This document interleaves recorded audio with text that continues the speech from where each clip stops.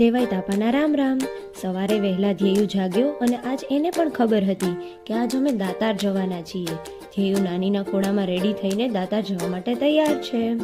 હવે અમે જુનાગઢ પહોંચી ગયા છીએ. રસ્તામાં અમે નાસ્તો કરવા બેઠા. ધ્યેયુ ભૂખ્યો તો હતો, પણ થોડો નાસ્તો કરતા કરતા નખરા તો કરશે જ.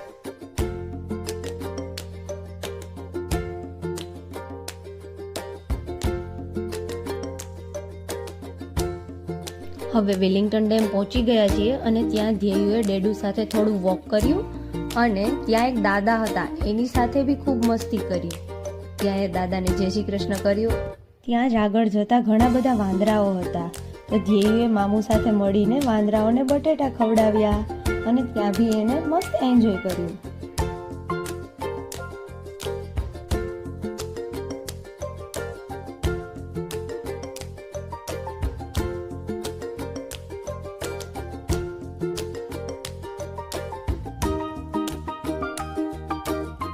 ફાઇનલી હવે દાતારના પગથિયા ચડવાનું ચાલુ કરવાનું હતું, તો હવે ધ્યેયુને એ માટે રેડી કરીએ છીએ.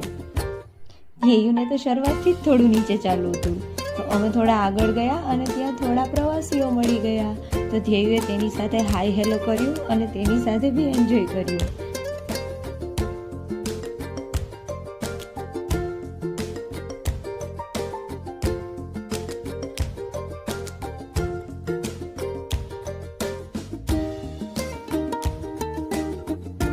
ત્યાં જ રસ્તામાં ધ્યેયુએ થોડી ઊંઘ કરી અને અમે ફાઇનલી દાતાર મંદિરે પહોંચી ગયા હતા અને ત્યાં ધ્યેયુનું મોર્નિંગ થયું હતું. પછી ધ્યેયુએ મસ્ત ફ્રેશ થઈને ત્યાં દર્શન કર્યા અને તે ફાઇનલી મસ્ત એન્જોય કરતો હતો અને ત્યાં વાતાવરણ બી ઉપર ખૂબ મસ્ત હતું. અમે બધા તો થાક્યા હતા, પણ ધ્યેયુ મસ્ત ફ્રેશ થઈ ગયો હતો, એટલે તેને અમારો થાક બી ત્યાં જઈને ઉતારી દીધો.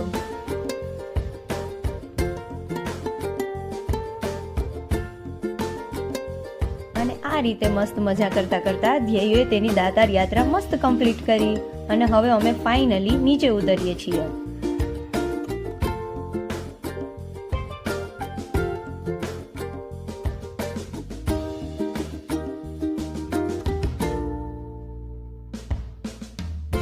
અમે થોડી વાર રસ્તામાં વચ્ચે રેસ્ટ કર્યો અને ત્યાં બી એના નખરા ચાલુ.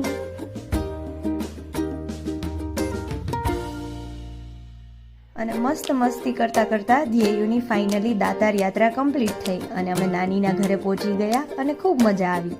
Bye bye.